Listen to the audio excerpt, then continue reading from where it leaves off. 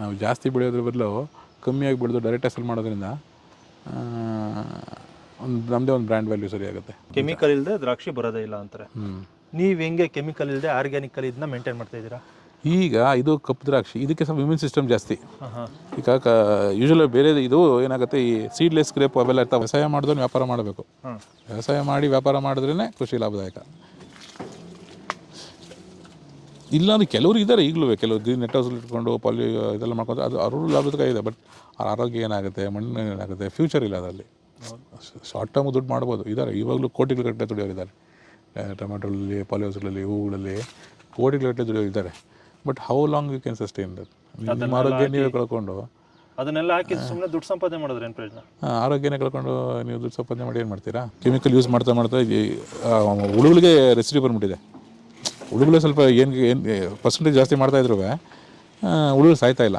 ಅದಕ್ಕೇನು ಮಾಡಿದ್ರು, ಹುಳುಗಳಿಗೆ ನಪುಂಸಕತೆ ಬರೋಂಗೆ ಮಾಡಿದ್ರು, ರೀಪ್ರೊಡಕ್ಷನ್ ಮಾಡೋ ಕೆಪಬಿಲಿಟಿ ಬರಬಾರ್ದು ಅಂತ. ಅದನ್ನು ಸ್ಪ್ರೇ ಮಾಡೋಕ್ಕೆ ಸ್ಟಾರ್ಟ್ ಮಾಡಿದ್ರು.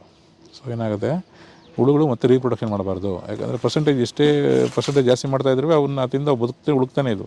ಅವಾಗ ಏನು ಮಾಡಿದ್ರು ಸೈಂಟಿಸ್ಟ್ಗಳು, ಇದನ್ನು ನಾವು ಕಂಟ್ರೋಲ್ ಮಾಡೋಕ್ಕಾಗಲ್ಲ, ಸಾಯಿಸೋಕ್ಕಾಗ್ತಾಯಿಲ್ಲ, ಅಟ್ಲೀಸ್ಟ್ ನೆಕ್ಸ್ಟು ಅವು ಮೊಟ್ಟೆ ಆಗ್ದಂಗೆ ಮೊಟ್ಟೆ ಮರಿ ಆಗ್ದಂಗೆ ಸೊ ಇದು ಮಾಡಿದ್ರು.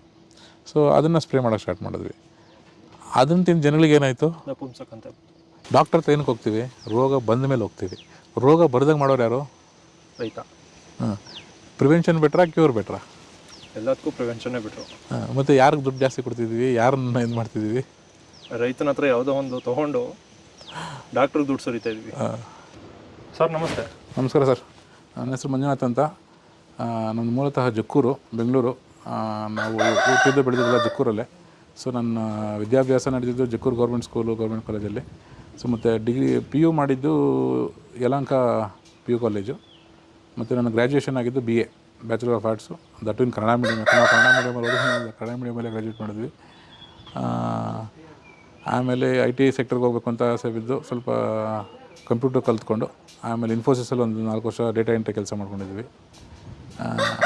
ಬರೀ ಡೇಟಾ ಎಂಟ್ರಿ ಮಾಡ್ಕೊಂಡಿದ್ರೆ ಆಗಲ್ಲ ಅಂತೇಳಿ, ಮತ್ತು ನಮ್ಗೆ ಯಾಕಂದ್ರೆ ನಾನ್ ಟೆಕ್ನಿಕಲ್ ಎಜುಕೇಷನ್ ಇದರಿಂದ ಟೆಕ್ನಿಕಲ್ ಸೈಡ್ ಹೋಗಬೇಕು ಅಂತೇಳಿ, ಮತ್ತು ನಾವು ಆನ್ಲೈನಲ್ಲಿ ಯೂಟ್ಯೂಬಲ್ಲೇ Google has become a guru for us. ಗೂಗಲ್ಲೇ ಗುರು ಮಾಡಿಕೊಂಡು ಅಲ್ಲೇ ಎಲ್ಲ ಟೆಕ್ನಿಕಲ್ ಸ್ಟಫ್ನ ಕಲ್ತ್ಕೊಂಡು ಮತ್ತು IT ಫೀಲ್ಡ್ಗೆ ಬಂದ್ವಿ. ಆಲ್ಮೋಸ್ಟ್ ಡೆಲ್ಲು, ಆಕ್ಸೆಂಚರ್ಗಳಲ್ಲಿ ಕೆಲಸ ಮಾಡಿ ಈ ಕೊರೋನಾ ಬಂದಾಗ ಇಲ್ಲಿ ಶಿಫ್ಟ್ ಆದ್ವಿ. ಸೊ ಆವಾಗಿಂದ ನಾವು ಇಲ್ಲಿ ತೋಟ ಸ್ಟಾರ್ಟ್ ಮಾಡಿದ್ದು. ಸೊ ಆಗ ನಾವು ಕಪ್ಪು ದ್ರಾಕ್ಷಿ, ಈಗ ಸೀಬೆಯಲ್ಲಿ ಹಾಕಿದ್ವಿ. ಈಗ ಸೀಬೆಯಲ್ಲಿ ಹಾಕಿದ್ವಿ, ಪಪ್ಪಾಯ, ದ್ರಾಕ್ಷಿ ಹಾಕ್ಕೊಂಡಿದ್ದೀವಿ. ಸೊ ಈ ವರ್ಕ್ ಫ್ರಮ್ ಹೋಮ್ ಬಂದಾಗ ಫಸ್ಟ್ ಹಾಫ್ ತೋಟ ಕೆಲಸ, ಸೆಕೆಂಡ್ ಹಾಫ್ ಆಫೀಸ್ ಕೆಲಸ ಥರ ಮಾಡ್ಕೊಂಡು 2 ಮೇಂಟೈನ್ ಮಾಡ್ತಾಯಿದ್ದೀವಿ. ಈ ದ್ರಾಕ್ಷಿ ತೋಟದಲ್ಲಿ 3 ಸೆಕ್ಷನ್ ಮಾಡ್ಕೊಂಡಿದ್ದೀವಿ. ಇದು section A. April 18th pruning ಮಾಡಿರೋದು. ಇನ್ನು ಆಗಸ್ಟ್ ಸೆಕೆಂಡ್ ವೀಕ್, 3rd ವೀಕಲ್ಲಿ ಸ್ಟಾರ್ಟ್ ಆಗುತ್ತೆ ಇದು. ಸೊ ಆಮೇಲೆ ಸೆಕ್ಷನ್ B ಮಾಡಿದ್ವಿ, ಹಾರ್ವೆಸ್ಟ್ ಮಾಡಿ ಪ್ರೂನಿಂಗ್ ಮಾಡಿ ಒಂದು 15-20 ಡೇಸ್ ಆಗಿದೆ ಈಗ. ಸೊ ಈ ದ್ರಾಕ್ಷಿ ಮುಗಿದಿದ್ದಂಗೆ ಅದು ಬರುತ್ತೆ, ಸೆಕ್ಷನ್ B ಬರುತ್ತೆ. ಇದು ಆಲ್ರೆಡಿ ಒಂದು 5 ವರ್ಷ ಆಗಿದೆ. ಈಗ 5 ವರ್ಷ ಆಗಿದೆ. 5 ವರ್ಷ, ಒಂದು 30 ವರ್ಷದವರೆಗೂ ಇರುತ್ತೆ ಆರಾಮಾಗಿ. ಇದು ವೈಟ್ ಸ್ಯಾಂಡಲು, ಇದು ರೆಡ್ ಸ್ಯಾಂಡಲು. ಈ ಥರ ಒಂದು 23 ಗಿಡ ಇದೆ. ರೆಡ್ ಸ್ಯಾಂಡಲ್ ಇದೆಲ್ಲ ಒಂದು 25-30 ವರ್ಷ ಮೇಲೆ ಬೇಕು. ಬೆಳೆ ಎಷ್ಟು ವರ್ಷ ಸ್ಟಾರ್ಟ್ ಆಗುತ್ತೆ? ಯಾವುದು ದ್ರಾಕ್ಷಿ ನಿಮಗೆ ಒಂದು ವರ್ಷ ಬೇಕು ಸರ್. ಅದಕ್ಕಂದರೆ ತಿದ್ದಬೇಕಲ್ಲ ಗಿಡನೆಲ್ಲ ಚಪ್ರ ಕಬ್ಬಿಸ್ಬೇಕು, ಒಂದೊಂದೇ ಕಟ್ಟಬೇಕು. ಅಟ್ಲೀಸ್ಟ್ 1 ವರ್ಷ ಆದರೂ ಮಿನಿಮಮ್ ಬೇಕೇ ಬೇಕು ನಿಮಗೆ ಅದನ್ನು. ಆದರೂ ಫಸ್ಟ್ ವರ್ಷದಲ್ಲಿ ಕ್ರಾಪ್ ತಗೋಕ್ಕಾಗಲ್ಲ, ತುಂಬ ಕಡಿಮೆ ಇರುತ್ತೆ. ಒಂದೊಂದು ನಂಬನೂ ಇದು ಮಾಡಬೇಕಲ್ಲ, ಗಿಡಗಳನ್ನ ತಿದ್ದಬೇಕು. ಹಾಕಿದ 1.5 ವರ್ಷ 2 ವರ್ಷಕ್ಕೆ ಕ್ರಾಪ್ ಬರುತ್ತೆ. 30 ವರ್ಷ ತನಕ ಇರುತ್ತೆ. 30 ವರ್ಷವರೆಗೂ ಇರುತ್ತೆ. ಇದು ದೇಸಿ ವೆರೈಟಿ. ಇದು ಸೆಕ್ಷನ್ B. ಈಗ ಸೆಕ್ಷನ್ A ಅಲ್ಲಿ ಇದೆಯಲ್ಲ, ಅದನ್ನು ಆಗಸ್ಟಲ್ಲಿ ಬರುತ್ತೆ. ಆಗಸ್ಟಲ್ಲಿ ಬಂದು ಅದೊಂದು 2 ತಿಂಗಳವರೆಗೂ. ಈಗ ನಮಗೆ ವಾರಕ್ಕೆ 200 kg ಥರ ಬರಂಗೆ ಮಾಡ್ಕೊಂಡಿದ್ವಿ. ವಾರ ಒಂದು 200 kg ದ್ರಾಕ್ಷಿ, ಒಂದು 100 ಲೀಟ್ರ್ ಜ್ಯೂಸು. ಇದು 2 ಎಕರೆ. 2 ಎಕರೆ ದ್ರಾಕ್ಷಿ ತೋಟ ಮಾಡೋಕ್ಕೆ ಎಷ್ಟು ಖರ್ಚಾಗುತ್ತೆ ನಿಮಗೆ? ಇನಿಷಿಯಲ್ ಬೇಕು ಸರ್. ಆಗ ನಾವು ಮಾಡಿದಾಗಲೇ 250 ರೂಪಾಯಿ ಒಂದು ಕೂಚ. ಈಗೆಲ್ಲ 450-500 ಆಗ್ಬಿಟ್ಟಿದೆ ಒಂದೊಂದು ಕೂಚಕ್ಕೇನೆ. ಎಷ್ಟಡಿದು? ಇದು 9 ಅಡಿ ಕೂಚ, 2 ಕಡೆ ಉಣಿರ್ತೀವಿ. ಒಂದು 7 ಅಡಿ ಇದು ಬರುತ್ತೆ. ಕೂಚದ್ದು ಎಲ್ಲ ನಿಮ್ಗೆ 10-12 ಲಕ್ಷ ಖರ್ಚು ಬರುತ್ತೆ. ಈ ಕೂಚ, ಲೇಬರು, 2 ಎಕರೆಗೆ. ಕಂಬಿ ಇಳಿಯೋದು ಮತ್ತು ಗುಣಿಗಳು ಹಾಕೋದು, ಇನಿಷಿಯಲಾಗಿ ಸಿಕ್ಕಾಪಟ್ಟೆ ಇನ್ವೆಸ್ಟ್ಮೆಂಟ್ ಮಾಡಬೇಕು ನೀವು. ಅಂದರೆ ಇದು 30 ವರ್ಷ ತನಕ ಇರುತ್ತಲ್ಲ? 30 ವರ್ಷವರೆಗೂ ಇರುತ್ತೆ ಆರಾಮಾಗಿ. ಕ್ರಾಪು 30 ವರ್ಷವರೆಗೆ ಕಲ್ಲು ಇರುತ್ತೆ ಆರಾಮಾಗಿ, ಏನಾಗಲ್ಲ. ಈಗ ಆಲ್ರೆಡಿ ಸಿಕ್ಕಾಪಟ್ಟೆ ವರ್ಷಗಳು ಇದ್ದಾವೆ. ಈಗ ಪಾಲಿನೇಷನ್ ಇದು 5 ವರ್ಷದ ಇದು? ಈಗ 5 ವರ್ಷದ ಇದು, 5 ವರ್ಷ ಆಗಿದೆ. ಕ್ರಾಪ್ ಸ್ಟಾರ್ಟ್ ಆಗಿ ಆಗಿದೆ ಒಂದು 3-3.5 ವರ್ಷ ಆಯಿತು. ಈಗ ಒಂದು 6-7 ಬೆಳೆ ತೊಗೊಂಡಿದ್ದೀವಿ, 6-7 ಬೆಳೆ ತೊಗೊಂಡಿದ್ದೀವಿ. ಇದೇ ಫಸ್ಟ್ ಟೈಮ್ ಈಗ ನಾವು ಬ್ಯಾಚ್ ವೈಸ್ ಮಾಡ್ತಾ ಇರೋದು. ಓಕೆ. ಇದರಲ್ಲಿ ಎಷ್ಟು ಬ್ಯಾಚ್ ಮಾಡ್ಕೊಂಡಿದ್ದೀರಾ? 3 ಬ್ಯಾಚ್ ಮಾಡ್ಕೊಂಡಿದ್ದೀವಿ. ಅದು ಮುಗಿತಿದ್ದಂಗೆ ಇದು ಬರುತ್ತೆ. ಸೊ ಅದರಿಂದ ರೋಗ ಇದಕ್ಕೆ ಬರುತ್ತೆ, ಇದರಿಂದ ರೋಗ ಬರುತ್ತೆ ಸ್ವಲ್ಪ. ಅದರಿಂದ ನಮಗೊಂದು 25-30% ಈಲ್ಡ್ ಕಡಿಮೆ ಆಗುತ್ತೆ, ಇದಾಗುತ್ತೆ, ಪರವಾಗಿಲ್ಲ. ಬಟ್ ಆದ್ರೂ ನಮಗೆ ಏನಾಗುತ್ತೆ, 20 ರೂಪಾಯಿ ರೇಟಲ್ಲಿ 150 ರೂಪಾಯಿ ಮಾಡ್ಬೋದಲ್ಲ, ಎಷ್ಟು ಡಿಫ್ರೆನ್ಸ್ ಇದೆ. ನಾವು ಜಾಸ್ತಿ ಬೆಳೆಯೋದ್ರ ಬದಲು ಕಮ್ಮಿಯಾಗಿ ಬೆಳೆದು ಡೈರೆಕ್ಟಾಗಿ ಸೆಲ್ ಮಾಡೋದ್ರಿಂದ ನಮ್ಮದೇ ಒಂದು ಬ್ರ್ಯಾಂಡ್ ವ್ಯಾಲ್ಯೂ ಸರಿ ಆಗುತ್ತೆ. ಓಕೆ. ಈ ಕಲ್ಲಿಂದ ಈ ಕಲ್ಲಿಗೆ ಒಂದು 10 ಅಡಿ 11 ಅಡಿ ಈಗ ನೋಡಿ, ಇಲ್ಲಿಂದ 11 ಬರುತ್ತೆ. ನೆಕ್ಸ್ಟು ಒಂದು ಗ್ಯಾಪ್ ಸಿಗುತ್ತೆ. ಈಗ ಅದು 22 ಅಡಿ ಸಿಗುತ್ತೆ, ಇದಕ್ಕೂ ಸಿಗಲ್ಲ. ಆಮೇಲೆ ನೆಕ್ಸ್ಟ್ ಅದಕ್ಕೂ ಸಿಗುತ್ತೆ ಸಪೋರ್ಟ್. ಓಕೆ. ಇಲ್ಲಿ ಗ್ಯಾಪ್ ಇಟ್ಟಿದ್ದೀರಾ? ಹಾಂ, ಇಲ್ಲಾಂದ್ರೆ ಕೂಚುಗಳು ನಂಬರ್ ಆಫ್ ಕೂಚ ಜಾಸ್ತಿ ಆಗ್ಬಿಡುತ್ತೆ. ಇಲ್ಲಿ ಮಾಮೂಲಿ ಅದು ಬಳ್ಳಿ ಹಾಕಿದ್ವಿ ಗಿಡ. ನೆಕ್ಸ್ಟ್ ಅಲ್ಲಿ ಬರುತ್ತೆ, ತಿರ್ಗಿ ನೆಕ್ಸ್ಟ್ ಇರಲ್ಲ, ನೆಕ್ಸ್ಟ್ ಬರುತ್ತೆ. ಇಲ್ಲಿ ಕಲ್ಲಿದೆ, ಅಲ್ಲಿ ತಿರ್ಗಾ ಗಿಡ. ಓಕೆ. ಎಷ್ಟು ಗಿಡ ಇಡಿಸುತ್ತೆ ಸರ್ ಒಂದು ಎಕರೆ? ಸರ್ ಈಗ ನಮ್ಮದು 2 ಎಕರೆ ಒಂದು, ಈಗ ಡಬಲ್ ಗಿಡ ಹಾಕಿರೋದು ನಾವು. ಡಬಲ್ ಗಿಡ ಹಾಕಿದ್ರೆ 200-250 ಆಗುತ್ತೆ. ಸಿಂಗಲ್ ಗಿಡ ಹಾಕ್ತಾರೆ ಕೆಲವರು. ಇದು ಡಬಲ್ ಗಿಡ ಅಲ್ವಾ? ಡಬಲ್ ಗಿಡ ಅಲ್ಲ, ಯೂಶಲಾಗಿ ಇನ್ನೂ ನಾವು ಹಾಕಿರೋದು ಸ್ವಲ್ಪ ಇದು ಇನ್ನೂ ಡಬಲ್ ಗಿಡ ಅಂತ. ಡಬಲ್ ಗಿಡ ಹತ್ತತ್ರ ಇದೆ ಸ್ವಲ್ಪ. ಸಿಂಗಲ್ ಗಿಡ ಹಾಕಿದ್ರೆ ಯಾಕಂದರೆ ಬೇಗ ಕವರ್ ಆಗುತ್ತೆ ಅಂತ ನಾವು ಡಬಲ್ ಗಿಡ ಹಾಕ್ತೀವಿ. ಇಲ್ಲಾಂದ್ರೆ ಸಿಂಗಲ್ ಗಿಡ ಹಾಕಿದ್ರೆ ನಿಮ್ಗೆ 100-150 ಅಷ್ಟೇ, ಇಲ್ಲಾಂದರೆ 200-250 ಆಗುತ್ತೆ ಎಕರೆಗೆ. ಈಗ ಒಂದು 500 ಗಿಡ ಇದೆ ಒಂದು 2 ಎಕರೆಯಿಂದ. ಡಬಲ್ ಗಿಡ ನಮ್ಮದು ಇದು. ಅಲ್ಲ ಸರ್, ಇಲ್ಲೆಲ್ಲ ಇದೇ ಜಾಸ್ತಿ ಬೆಳೆಯೋದು ದ್ರಾಕ್ಷಿ. ಹೌದು, ಯಾಕಂದರೆ ನೀರು ಕಡಿಮೆ ಇದಕ್ಕೆ. ನೀರು ಸ್ಪ್ರಿಂಕ್ಲರ್ ನೀರು ಕಡಿಮೆ, ಯಾಕಂದರೆ ಬೋರ್ವೆಲ್ ಡಿಪೆಂಡ್ ಆಗಿರೋದ್ರಿಂದ ನೀರು ಕಡಿಮೆ ಆಗುತ್ತೆ. ಮತ್ತು ಲೇಬರ್ಗಳಿಗೂ ಅಷ್ಟು ಬೇಕಾಗಲ್ಲ ನಿಮಗೆ. ಬರೀ ಪ್ರೂನಿಂಗಿಗೆ ಸ್ಟಾರ್ಟಿಂಗ್ ಬೇಕಾಗುತ್ತಾರೆ, ಮತ್ತು ಲಾಸ್ಟಿಂಗ್ ಹಾರ್ವೆಸ್ಟಿಂಗು ಅವರೇ ತೊಗೊಂಡೋಗ್ಬಿಡ್ತಾರೆ. ಅದರಿಂದ ಜಾಸ್ತಿ ಇದಕ್ಕೆ ಹೋಗ್ತಾರೆ. Okay sir. ಈಗ ಇದಕ್ಕೆ ಜಾಸ್ತಿ ಕೆಮಿಕಲ್ ಹಾಕ್ತಾರೆ ಅಂತ ಒಂದು ಮಾತಿದೆ, ಅದು ಎಲ್ರಿಗೂ ಗೊತ್ತು. ಇಲ್ಲ, ಹೌದು, ಕೆಮಿಕಲ್ ಇಲ್ಲದೆ ದ್ರಾಕ್ಷಿ ಬರೋದೇ ಇಲ್ಲ ಅಂತಾರೆ. ನೀವು ಹೆಂಗೆ ಕೆಮಿಕಲ್ ಇಲ್ಲದೆ ಆರ್ಗ್ಯಾನಿಕಲ್ಲಿ ಇದನ್ನ ಮೇಂಟೈನ್ ಮಾಡ್ತಾ ಇದ್ದೀರಾ? ಈಗ ಇದು ಕಪ್ಪು ದ್ರಾಕ್ಷಿ, ಇದಕ್ಕೆ ಸ್ವಲ್ಪ ಇಮ್ಯೂನ್ ಸಿಸ್ಟಮ್ ಜಾಸ್ತಿ. ಈಗ ಯೂಶಲಿ ಬೇರೆ ಇದು ಏನಾಗುತ್ತೆ, ಈ ಸೀಡ್ಲೆಸ್ ಗ್ರೇಪ್ ಅವೆಲ್ಲ ಇರ್ತಾವಲ್ಲ, ಅವು ನಾವು ಮನುಷ್ಯರು ಮಾಡಿರೋದು, ಅದನ್ನು ಹೈಬ್ರಿಡ್ ಮಾಡಿರೋದು. ಸೀಡ್ಲೆಸ್ ಎಲ್ಲ ಹೌದು ಮಾಡಿರೋದು. ಸೊ ಅದೇನಾಗುತ್ತೆ, ಇಮ್ಯೂನ್ ಸಿಸ್ಟಮ್ ಕಡಿಮೆ ಇರುತ್ತೆ. ಇದೇನಾಗುತ್ತೆ, ಇದರಲ್ಲೂ ರೋಗ ನೋಡಿ, ಇದರಲ್ಲೂ ಸಿಕ್ಕಾಪಟ್ಟೆ ರೋಗಗಳಿದ್ದಾವೆ ನೋಡಿ. ಅದೇ ಹೇಳೋದು, ಯಾಕಂದರೆ ನಾವು ಯಾಕೆ 150 ರೂಪಾಯಿ ಮಾಡ್ತೀವಿ ಅಂದರೆ ಇದ್ರಲ್ಲಿ ಸಿಕ್ಕಾಪಟ್ಟೆ ರೋಗಗಳು ಬರುತ್ತೆ, ರೋಗಗಳು ಸ್ವಲ್ಪ ಕಂಟ್ರೋಲ್ ಆಗಲ್ಲ. ಸೊ ಅದರಿಂದ ನಮಗೊಂದು 25-30% ಲಾಸ್ ಆಗುತ್ತೆ. ಆ ಲಾಸನ್ನು ನಾವು ಅಲ್ಲಿ ಕವರ್ ಮಾಡ್ಕೋಬೇಕಾಗತ್ತೆ. ಈಗ ನಾನು 20%-30% ಉಳ್ಸೋಕೆ ಹೋಗಿ ನಾನು ಕೆಮಿಕಲ್ ಹೊಡೆಯೋ ಬದಲು ಈಲ್ಡ್ ಕಡಿಮೆ ಆಗುತ್ತೆ, ಮತ್ತು ಸಿಕ್ಕಾಪಟ್ಟೆ ಈ ಲಾಸಸ್ಸು ಬರುತ್ತೆ. ಈ ಲಾಸಸ್ನ ಕವರ್ ಮಾಡೋಕ್ಕೋಸ್ಕರ ಆರ್ಗ್ಯಾನಿಕ್ ಯಾಕೆ ರೇಟ್ ಜಾಸ್ತಿ ಅಂದರೆ ಇದಕ್ಕೇ. ಹೌದು, ಈಲ್ಡ್ ಕಡಿಮೆ ಬರುತ್ತೆ ಒಂದು. ಆ ಬಂದಿರೋ ಈಲ್ಡ್ ಕಡಿಮೆಯಲ್ಲಿ ಸ್ವಲ್ಪ ರೋಗದಲ್ಲಿ ಒಂದು 20% ವೇಸ್ಟ್ ಆಗುತ್ತೆ. ಸೊ ಇದರಿಂದನೇ ನಾವು ಆರ್ಗ್ಯಾನಿಕ್ನ ಸ್ವಲ್ಪ ರೇಟ್ ಜಾಸ್ತಿ ಮಾರ್ತಾನೆ ವರ್ಕೌಟ್ ಆಗೋದು. ಇದಕ್ಕೆಲ್ಲ ನೀರಿನ ವ್ಯವಸ್ಥೆ ಮೇಲ್ಗಡೆ drip irrigation. Drip irrigation, sprinkler ಇದೆ. ಓಕೆ, ಈ ರೀತಿ ಮೈಕ್ರೋ ಸ್ಪ್ರಿಂಕ್ಲರ್. ಇದ್ರಲ್ಲಿ ನಾವು ಉರುಳಿ ಹಾಕ್ಬಿಟ್ಟಿದ್ದೀವಿ. ಈಗ ಈ ಉರುಳಿ ಫುಲ್ ಕವರ್ ಆಗ್ಬಿಡುತ್ತೆ, ಮಲ್ಚಾಗ್ಬಿಡುತ್ತೆ. ಇದನ್ನೇ ಉರುಳಿ ಚೆಲ್ಲಿರ್ತೀವಲ್ಲ, ಸೊ ಈ ಉರುಳಿ ಎಲ್ಲ ಫುಲ್ ಕವರ್ ಆಗಿ ಇದಾಗ್ಬಿಡುತ್ತೆ. ಎಲ್ಲೆಲ್ಲಿ ಸೂರ್ಯನ ಕಿರಣಗಳು ಬೀಳುತ್ತೋ ಅಲ್ಲಲ್ಲಿ ಬೆಳ್ಕೊಳ್ಳುತ್ತೆ. ಸೊ ಆಮೇಲೆ ಕಳೆನೂ ಸ್ವಲ್ಪ ಕಡಿಮೆ ಕಂಟ್ರೋಲ್ ಆಗಿಬಿಡುತ್ತೆ. ಸೊ ನಾವು ಕಳೆನೂ ಕೈಯಲ್ಲಿ ತೆಗೆಯೋದು ಬೇಕಾಗಲ್ಲ. ಸೊ ಸೆಂಟ್ರಲ್ ಟ್ರ್ಯಾಕ್ಟರ್ ರೋಟೆ ಹೊಡ್ಕೊಳ್ತೀವಿ. ಮತ್ತು ಈ ಕಟ್ ಮಾಡಿದ್ನೆಲ್ಲ ಯೂಶಲಾಗಿ ಆಚೆ ಬೆಂಕಿ ಹಾಕ್ತಾರೆ, ನಾವೇನು ಮಾಡಲ್ಲ. ಇಲ್ಲೇ ರೋಟೆ ಎಲ್ಲ ಪೀಸ್ ಆಗ್ಬಿಟ್ಟಿದ್ದಾರೆ ಕಡ್ಡಿಲು. ಇದೇ ಸ್ಲೋ ಆಗಿದೆ, ಇಲ್ಲೇ ಕನ್ವರ್ಟ್ ಆಗಿ ಇದೇ ಆರ್ಗ್ಯಾನಿಕ್ ಮ್ಯಾಟರ್ ಆಗ್ಬಿಡುತ್ತೆ. ಇದ್ರೊಳಗೆ ಏನು ಬೆಳೆಯುತ್ತೆ? ಈ ಚಪ್ರ ಆದಂಗೆ ಆಗ್ಬಿಟ್ಟಿರುತ್ತಲ್ಲ. ಅಲ್ಲ, ಇದು ಕಟ್ ಮಾಡ್ತೀವಲ್ಲ, ಇದು ಕಟ್ ಮಾಡ್ತೀರಾ? ಕಟ್ ಮಾಡಿದ್ನ ಆಚೆ ಹಾಕಲ್ಲ. ಯಾವಾಗ ಅದು ಪ್ರೂನಿಂಗ್ ಆದಮೇಲೆ, ಆದ್ಮೇಲೆ ಕಟ್ ಮಾಡ್ತೀವಿ. ಕಟ್ ಮಾಡಿದ್ರೆ ತಿರುಗಿ ಥರ ಬರೋದು. ಸೊ ಯೂಶಲಿ ಕಟ್ ಮಾಡಿದ್ರೆ ಆಚೆ ಹಾಕ್ತಾರೆ, ನಾವು ಹಾಕಲ್ಲ. ನಮ್ಮ ಇಲ್ಲೇ ಕಟ್ ಮಾಡಿ ಇಲ್ಲೇ ರೋಡ್ ಹೊಡೆದ್ಬಿಟ್ಟು ಇಲ್ಲೇ ಮಣ್ಣಿಗೆ ಮಿಕ್ಸ್ ಮಾಡಿಬಿಡ್ತೀವಿ. ಓಕೆ,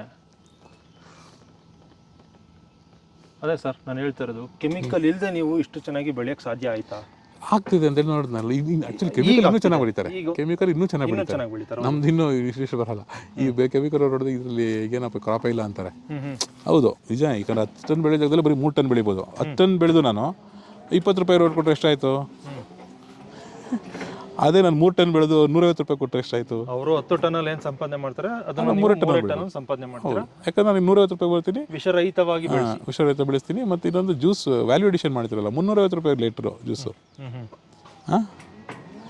350 ರೂಪಾಯಿಗೆ ಮಾರ್ಬೋದು. ಓಕೆ, ಇದೊಂದು ಬ್ಯಾಚ್ ಇದು. ಈಗ ಇದೊಂದು ಬ್ಯಾಚ್. ಇದು ಆಲ್ರೆಡಿ ಎಷ್ಟು ದಿನ ಬೇಕು ಇದು ಹಾರ್ವೆಸ್ಟಿಂಗ್ಗೆ? ಇದು ಆಗಸ್ಟಲ್ಲಿ ಬಂದ್ಬಿಡುತ್ತೆ. ಆಗಸ್ಟ್. ಈಗ ನೋಡಿ, ಈಗ ಫಂಗಿಸೈಡ್ಸ್ ಅಳುಮುಳಿತು ರೋಗಗಳು ಇರ್ತವೆ. ಈ ರೋಗಗಳೆಲ್ಲ ಸಾಮಾನ್ಯವಾಗಿ ಎಲ್ಲ ಆರ್ಗ್ಯಾನಿಕ್ ಕಂಟ್ರೋಲ್ ಮಾಡೋಕ್ಕಾಗಲ್ಲ. ಸ್ವಲ್ಪ ಲಿಮಿಟಾಗಿ ಕಂಟ್ರೋಲ್ ಮಾಡ್ಬೋದು, ಕಂಪ್ಲೀಟಾಗಿ ಕಂಟ್ರೋಲ್ ಮಾಡೋಕ್ಕಾಗಲ್ಲ. ಇದು ಏನಾಗುತ್ತೆ ಇಲ್ಲಿವರೆಗೂ ದಪ್ಪ ಆಗಿ ಹಾರ್ವೆಸ್ಟ್ ಆಗೋಕ್ಕೆ ಎಷ್ಟು ತಿಂಗಳು? 120 ದಿನ, 120 ಡೇಸ್. 120 ಡೇಸ್ ಫ್ಲವರಿಂದ ಹಾರ್ವೆಸ್ಟಿಂಗ್ ಟೈಮ್ವರೆಗೂ. ಪ್ರೂನಿಂಗ್ ಮಾಡಿ ಕರೆಕ್ಟಾಗಿ 120 ಡೇಸ್ ಬರುತ್ತೆ. ಈಗ ಆಗಸ್ಟ್ 2nd or 3rd ವೀಕಲ್ಲಿ ನಮ್ಗೆ ಹಣ್ಣಾಗುತ್ತೆ ಇದು. ಓಕೆ. ಸೊ ಹಿಂಗೆ ಈ ರೋಗಗಳು ಬರೋದ್ರಿಂದ ಎಲ್ಲನೂ ಕಂಟ್ರೋಲ್ ಮಾಡೋಕ್ಕಾಗಲ್ಲ ನಾವು ಆರ್ಗ್ಯಾನಿಕ್. ನೀಮ್ ಆಯಿಲು, ಪೊಂಗಾಮಿ ಆಯಿಲ್ ಏನು ಬೇಸ್ ಸ್ಪ್ರೇ ಮಾಡಿದ್ರು ಈ ಫಂಗಿ ಹುಳಿ ಮಜ್ಜಿಗೆ ಎಲ್ಲ ಹೊಡಿತೀವಿ. ಬಟ್ ಆದರೂ ಏನಾಗುತ್ತೆ, ಈ ಕೆಲವೊಂದು ರೋಗಗಳನ್ನ ನಾವು ಕಂಟ್ರೋಲ್ ಮಾಡೋಕ್ಕಾಗಲ್ಲ ಆರ್ಗ್ಯಾನಿಕ್ಕಾಗಿ. ಸೊ ಏನಾಗುತ್ತೆ, ಸ್ವಲ್ಪ ಈಲ್ಡ್ ಕಡಿಮೆ ಆಗುತ್ತೆ, ಸ್ವಲ್ಪ ಲಾಸ್ ಆಗುತ್ತೆ. ಆ ಲಾಸ್ನ ಕವರ್ ಮಾಡೋಕ್ಕೋಸ್ಕರ ನಾವು ಆರ್ಗ್ಯಾನಿಕ್ ಫಾರ್ಮಿಂಗ್ ಮಾಡಿದಾಗ ಪ್ರೈಸು ಜಾಸ್ತಿ ಇರುತ್ತೆ. ಈಗ ಇದನ್ನು ನೀವು ಹಿಂಗೆ ಮಾರುಕಟ್ಟೆಗೆ ಮಾರಿದ್ರೆ ನೀವು ಎಲ್ಲ ರೈತರ ಥರ ರೈತರೇ, ಬಿಸ್ನೆಸ್ ಮ್ಯಾನ್ ಆಗಲ್ಲ. ಬೈ ಪ್ರಾಡಕ್ಟ್ ಮಾಡ್ಕೊಂಡು ಬಿಸ್ನೆಸ್ ಮಾಡಬೇಕು, ಬ್ರ್ಯಾಂಡ್ ಮಾಡಬೇಕು, ಬಿಸ್ನೆಸ್ ಮಾಡಬೇಕು. ಅದನ್ನೇ ಹೇಳಿದ್ರೆ ಬರೀ ನಾವು ಕೃಷಿ ಮಾಡಬೇಕಾ ಇಲ್ಲ ಬಿಸ್ನೆಸ್ ಮಾಡಬೇಕಾ? ಬಿಸ್ನೆಸ್ ಮಾಡಬೇಕು. ನೀವು ಮಾಡಿದ್ದು ನೀವೇ ಮಾರಲಿಲ್ಲ ಅಂದಮೇಲೆ ಅದನ್ನೇ ಹೇಳ್ತಾ ಇರೋದು. ನಾವು ವ್ಯವಸಾಯ ಮಾತ್ರ ಬರುತ್ತೆ, ಮಾರಕ್ಕೆ ಬರಲ್ಲ. ಆಗಲ್ಲ. ವ್ಯವಸಾಯ ಮಾಡಿದವ್ರು ವ್ಯಾಪಾರ ಮಾಡಬೇಕು. ವ್ಯವಸಾಯ ಮಾಡಿ ವ್ಯಾಪಾರ ಮಾಡಿದ್ರೇ ಕೃಷಿ ಲಾಭದಾಯಕ. ಇಲ್ಲಾಂದ್ರೆ ಕೆಲವರು ಇದ್ದಾರೆ ಈಗಲೂ, ಕೆಲವರು ಗ್ರೀನ್ ನೆಟ್ ಹೌಸ್ ಇಟ್ಕೊಂಡು ಇದೆಲ್ಲ ಮಾಡ್ಕೊಂಡು ಅದು ಅವ್ರ ಲಾಭದಾಯಕ ಇದೆ. ಬಟ್ ಅವ್ರ ಆರೋಗ್ಯ ಏನಾಗುತ್ತೆ, ಮಣ್ಣು ಏನಾಗುತ್ತೆ, ಫ್ಯೂಚರ್ ಇಲ್ಲ ಅದರಲ್ಲಿ. ಶಾರ್ಟ್ ಟರ್ಮ್ ದುಡ್ಡು ಮಾಡ್ಬೋದು, ಇದ್ದಾರೆ ಇವಾಗಲೂ ಕೋಟಿಗಟ್ಟಲೆ ದುಡಿಯೋರಿದ್ದಾರೆ. ಟೊಮೆಟೊಗಳಲ್ಲಿ, ಪಾಲಿಹೌಸ್ಗಳಲ್ಲಿ, ಹೂವುಗಳಲ್ಲಿ ಕೋಟಿಗಟ್ಟಲೆ ದುಡಿಯೋರು ಇದ್ದಾರೆ. But how long you can sustain that?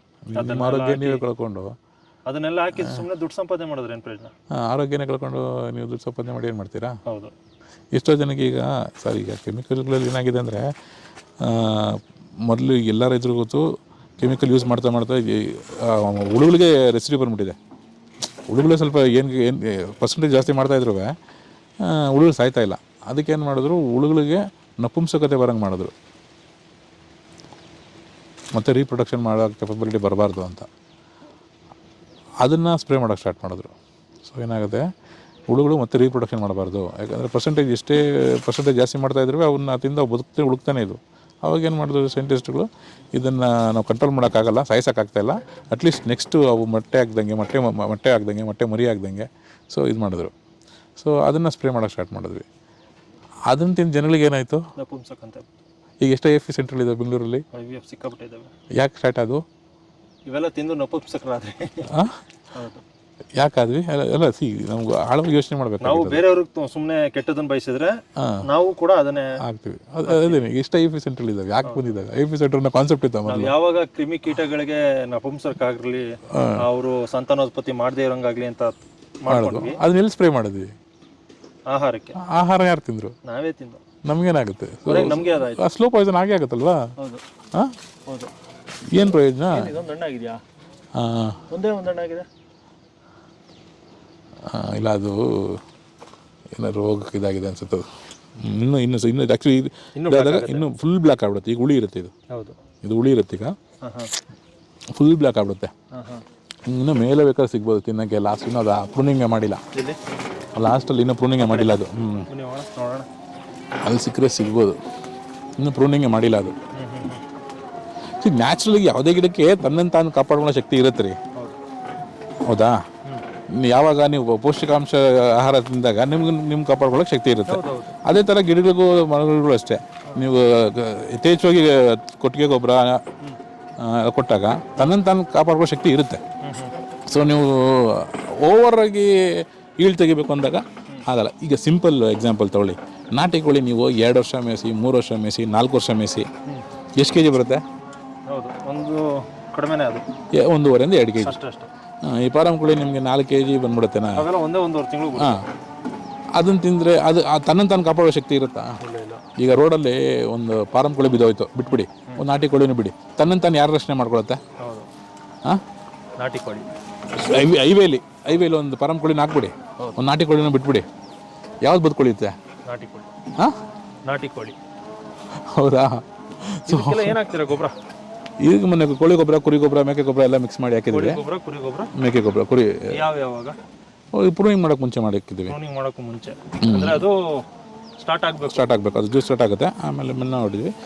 ಈಗ ಹುಳ್ಳಿ ಚೆಲ್ಬಿಟ್ಟಿರ್ತೀವಿ. ಸೊ ಇದೆಲ್ಲ ಹಂಗೆ ಕವರ್ ಆಗ್ಬಿಡುತ್ತೆ, ಇನ್ನೊಂದು ತಿಂಗಳಿಗೆಲ್ಲ ಫುಲ್ ಕವರ್ ಆಗ್ಬಿಡುತ್ತೆ. ಸೊ ಆ ಹುಳ್ಳಿನೂ ಅಲ್ಲೇ ಕಿತ್ತು ಅಲ್ಲೇ ಹಾಕ್ಬಿಡ್ತೀವಿ. ಸೊ ಹುರುಳಿನೂ ಅಲ್ಲೇ ಕಿತ್ತು ಅಲ್ಲೇ ಹಾಕಿದಾಗಿಂದ ಸೊ ಅದು ನೈಟ್ರೋಜನ್ ಫಿಕ್ಸಿಂಗ್ ಆಗುತ್ತೆ. ಸೊ ಅತಿ ಆಸೆ ಬೀಳಬಾರ್ದು ಅಷ್ಟೇ. ಯಾಕಂದರೆ ರೈತ ಯಾರು ಅಲ್ಲೋ ಸ್ವಲ್ಪ ಈಗ ಸ್ಟಾರ್ಟ್ ಹಣ್ಣಾಗಿದ್ದೀನಿ ನಾವೆಲ್ಲ. ಇದೆಲ್ಲ ಇನ್ನೂ ಅದಷ್ಟು ಕವೇ ಬಂದಿರೋದು, ಪ್ರೂನಿಂಗು ಮಾಡಿಲ್ಲ, ಏನೂ ಮಾಡಿಲ್ಲ, ತನ್ನಷ್ಟು ತಾನೇ ಬಂದಿರೋದು ಇದು.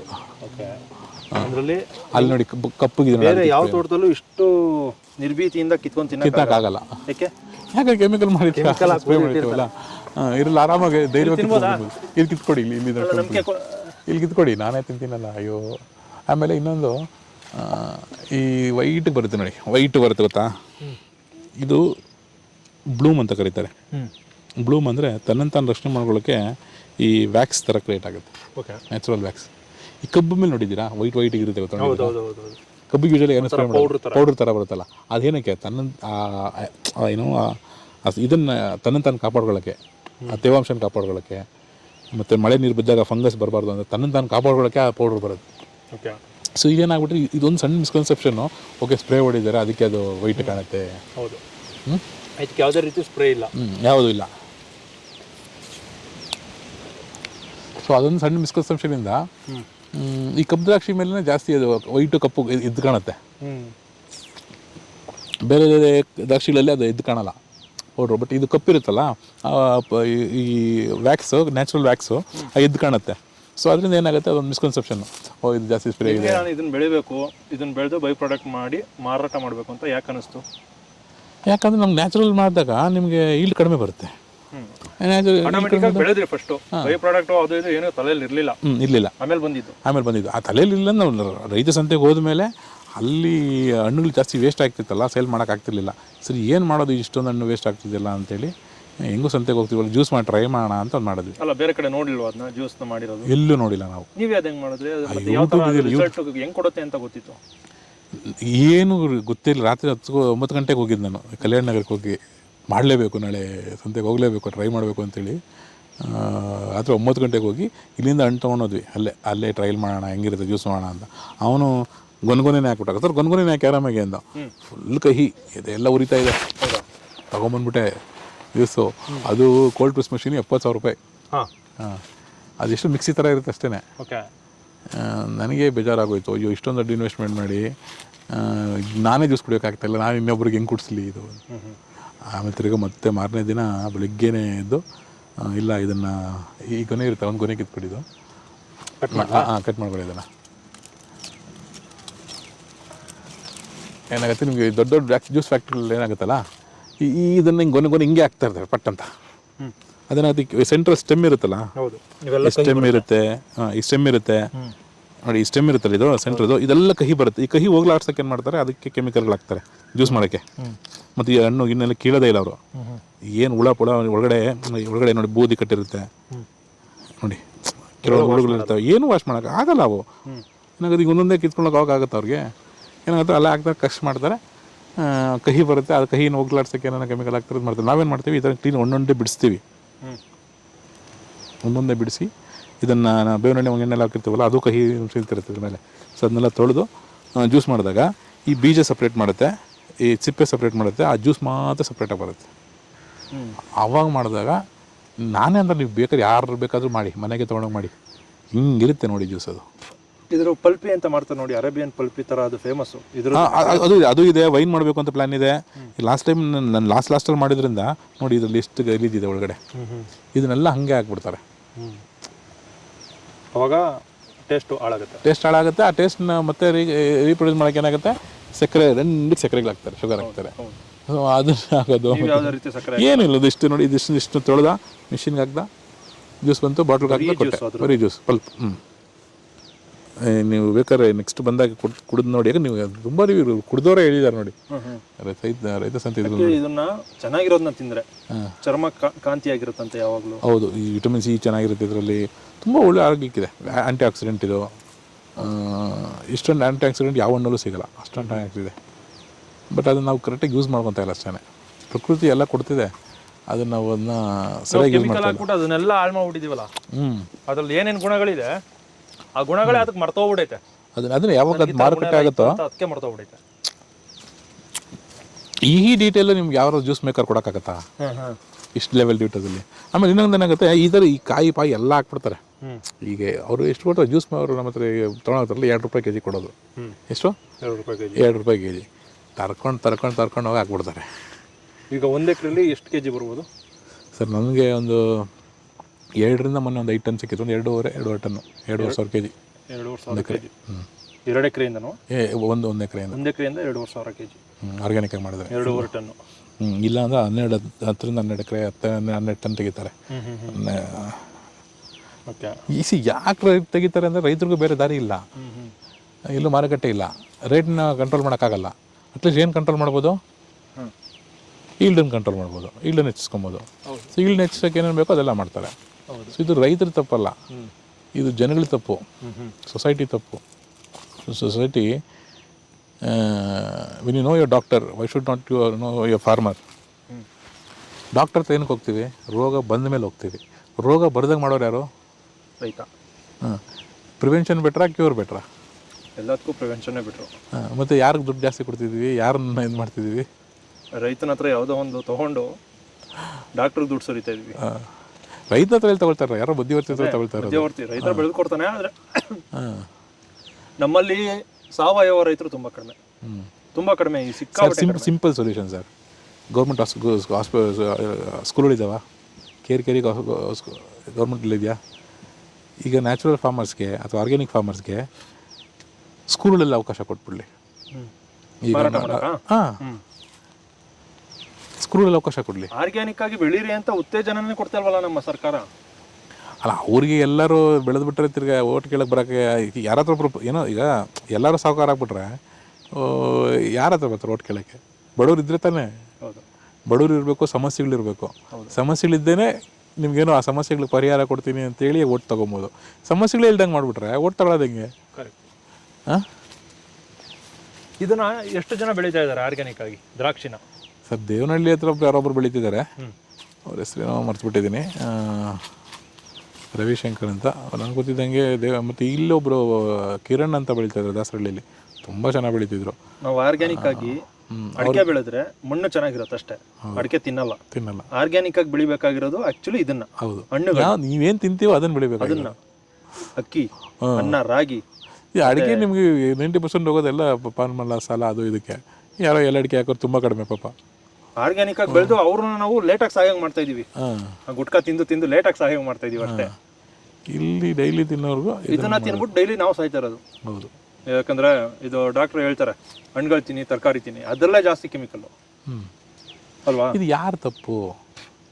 ಈಗ ಡಾಕ್ಟರ್ ಹೇಳ್ತಾರೆ ಕ್ಯಾರೆಟ್ ತಿನ್ನಿ ಅಂತ.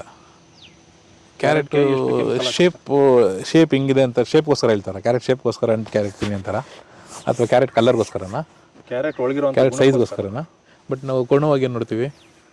ಕ್ಯಾರೆಟ್ ಹಿಂಗಿದೆ, ಶೇಪ್ ಇರಬೇಕು, ಕಲರ್ ಇರಬೇಕು, ಅದು ನೋಡ್ತೀವಿ. ಅದು ಯಾರು ತಪ್ಪು? ಹಾಂ, ಕರೆಕ್ಟಾಗಿ ಶೇಪ್ ಇದ್ರೇ ತಗೊಳ್ಳೋದು. ಈಗ ಮಾವಿನ ಹಣ್ಣು ನಾವು ನಮ್ಮ ತೋಟದಲ್ಲಿ ಬೆಳಿತಾವಲ್ಲ, ಸ್ವಲ್ಪ ಅಚ್ಚಿ ಹೆಸರು ಇರುತ್ತೆ, ಒಳಗಡೆ ಸ್ವೀಟ್ ಇರುತ್ತೆ, ತಿಂತೀವಿ. ಅಚ್ಚಿಗಿದ್ದು ಯಾರು ತಗೊಳ್ತಾರಾ? ಹಾಂ, ಈಗ ನಮ್ಮ ತೋಟದಲ್ಲಿ ಬಾಳೆಹಣ್ಣು ಹಣ್ಣು ಆಗ್ತಾವಲ್ಲ, ಸ್ವಲ್ಪ ಲೈಟ್ ಆಗಿರುತ್ತೆ, ಬಟ್ ಒಳಗಡೆ ಹಣ್ಣು ಚೆನ್ನಾಗೇ ಇರುತ್ತೆ. ಫುಲ್ ಎಲ್ಲೋ ಕಲರ್ ಇರಬೇಕು. ಎಲ್ಲೋ ಕಲರ್ ಇರಬೇಕು ಅಂತ ಏನು ಮಾಡ್ತಾರೆ? ಒಂದು ಕೆಮಿಕಲ್ ಹಾಕಿ ಎಲ್ಲೋ ಮಾಡ್ತಾರೆ. ಸೊ ಡಿಮ್ಯಾಂಡ್ ಏನಿದೆಯೋ ಅದನ್ನು ಸಪ್ಲೈ ಮಾಡ್ತಿದ್ದಾರೆ, ಹೌದಾ? ಸೊ ಇಲ್ಲಿ ಗ್ರಾಹಕರ ಅಂತಿರೋ ಅಥವಾ ಬಳಕೆದಾರರ ಅವೇರ್ನೆಸ್ ಸೆಷನ್ ಮಾಡ್ತಿದ್ಮೇಲೆ, ರೂಟ್ ಕಾಸ್ ಫಿಕ್ಸ್ ಮಾಡ್ತಿದ್ಮೇಲೆ ನಿಮಗೆ ಬೇರೆ ಏನು ಪ್ರಾಬ್ಲಮ್ಮು ಸಾಲ್ವ್ ಆಗೋಲ್ಲ. ಯಾಕಂದರೆ ಜನಗಳಿಗೆ ಅರ್ಥ ಆದರೆ, ಇಲ್ಲಪ್ಪ ಇದು ನಾನು ಆರ್ಗ್ಯಾನಿಕ್ ಅಂದರೆ ಹೆಂಗೆ ಏನಿರಬೇಕು ಅಂತ ಅದು ಅರ್ಥ ಆದರೆ ಅದನ್ನು ಡಿಮ್ಯಾಂಡ್ ಮಾಡ್ತಾರೆ. ಕರೆಕ್ಟ್? ಇಲ್ಲ ಅಂದರೆ ಅದರಿಂದನೇ ಈಗ ದಲ್ಲಾಳಿ ಮಾರ್ತಾನಲ್ಲ, ಅವನೋಗಿ ಹೇಳ್ತಾನೆ ಮಂಡಿಗೆ, ನೋಡಪ್ಪ ಈ ಥರ ಕಲರು, ಈ ಥರ ಸೈಜು, ಈ ಥರ ಶೇಪ್ ಇದ್ದರೆ ನಾನು ತಗೊಳ್ತೇನೆ, ಇಲ್ಲ ನಾನು ತೊಗೊಳಲ್ಲ ಅಂತಾನೆ. ಆ ಮಂಡಿಯಿಂದ ಇನ್ಫಾರ್ಮೇಷನ್ ಹೋಗುತ್ತೆ, ರೈತನಿಗೆ ಹೋಗುತ್ತೆ. ರೈತನ ಏನು ಮಾಡ್ತಾನೆ? ರೈತನ ಹತ್ರ ಯಾರು ಇಂಟೆನ್ಷನಲ್ ಯಾರು ಕೆಮಿಕಲ್ ಆಗಿ ಬೆಳೀತಾ ಇಲ್ಲ. ಅವನ ಹತ್ರ ಯಾರ ಹತ್ರನೂ ಕಾಸಿಲ್ಲ. ರೈತರ ಹತ್ರ ಕಾಸಿಲ್ಲದೆ ಇದ್ರೂ ಸಾಲ ಮಾಡಿ ಅದ್ರ ಕೆಮಿಕಲ್ ಹೊಡಿತಾನೆ. ಯಾಕೆ ಅಂದರೆ ನನ್ನ ಬೆಳೆಗೆ ಚೆನ್ನಾಗಿ ಬೆಲೆ ಬರುತ್ತೆ. ಯಾಕೆ ಬೆಲೆ ಬರುತ್ತೆ? ಶೈನಿಂಗು, ಕಾಸ್ಮೆಟಿಕ್ ಇದ್ದಾಗ ಮಾತ್ರ ಬೆಲೆ ಬರುತ್ತೆ ಅಂತ ಗೊತ್ತಾಗಿದೆ. ಆ ಮೆಸೇಜ್ ಕೊಟ್ಟವ್ರು ಯಾರು? Society. So society has to change. ಈಗ ತುಂಬ ಜನ ಚೇಂಜ್ ಆಗಿದ್ದಾರೆ, ಇಲ್ಲ ಅಂತಲ್ಲ. ಆ ಸೊಸೈಟಿ ಕಂಪ್ಲೀಟ್ 100% ಚೇಂಜ್ ಆದಾಗ ದೆನ್ ಓನ್ಲಿ ಆರ್ಗ್ಯಾನಿಕ್ ವರ್ಕೌಟ್ ಆಗುತ್ತೆ. ಇಲ್ಲ ಅಂದರೆ ಈ ಸೊಸೈಟಿನೇ ಆಕ್ಸೆಪ್ಟ್ ಮಾಡಿದ್ಮೇಲೆ ಇನ್ಯಾರಿಗೆ ಬೇಕಾಗುತ್ತೆ? ಇನ್ಯಾರಿಗೆ ಬೆಳಿಬೇಕು? ಹೌದು, ಇನ್ಯಾರಿಗೆ ಬೆಳಿಬೇಕು ಹೇಳಿ? ಅಲ್ಲ. So society has to change. Otherwise end consumer ಯಾವಾಗ ಚೇಂಜ್ ಆಗ್ತಾನೋ ಅವನು ಕೇಳಬೇಕು, ನನ್ನ ಬೆಳೆ ಏನು, ನನ್ನಿಂದ ಎಲ್ಲಿಂದ ಬರ್ತಿದೆ. ಸರ್ ಈಗ ಒಂದು ಏನೋ ಆನ್ಲೈನ್ ಆರ್ಡ್ರ್ ಮಾಡಿದ್ರೆ ಎಷ್ಟು ಟ್ರ್ಯಾಕ್ ಮಾಡ್ತೀವಿ, ಎಲ್ಲಿದೆ, ಹೆಂಗೆ ಬಂತು, ಒಬ್ಬ ಮಗುನ ಸ್ಕೂಲ್ಗೆ ಹಾಕಬೇಕು ಅಂದರೆ ಯಾವ ಸ್ಕೂಲ್ಗೆ ಹಾಕ್ತಿದ್ದೀವಿ, ಏನು ಕತೆ ಎಲ್ಲ ಕೇಳ್ತೀವಿ. ಬಟ್ ಆಹಾರ ಎಲ್ಲಿಂದ ಬರ್ತಿದೆ, ಯಾರು ಬೆಳೆದ್ರು, ಏನೇನು ಹಾಕಿ ಬೆಳೆದ್ರು, ಅದು ಇದೇ ಇಲ್ಲ. ಸೊ ಇದಕ್ಕೆಲ್ಲ ಸೊಲ್ಯೂಷನ್ಸ್ ಇದೆ.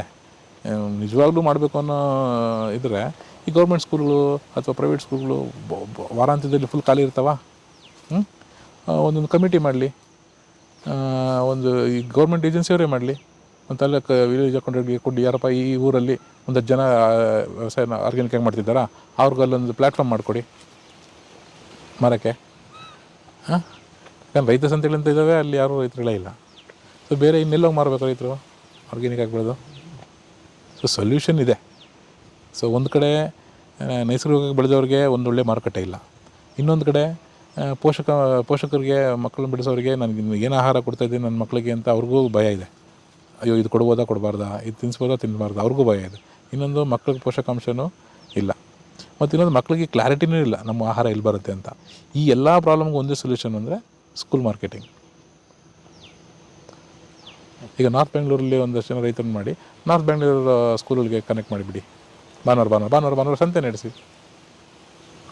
ಸೌತ್ ಬೆಂಗಳೂರಲ್ಲಿರೋ ಅಲ್ಲೊಂದು ಜನ ರೈತರನ್ನ ಇದು ಮಾಡಿ ಸೌತ್ ಬೆಂಗಳೂರು ಸ್ಕೂಲ್ಗೆ ಬಿಡಿ.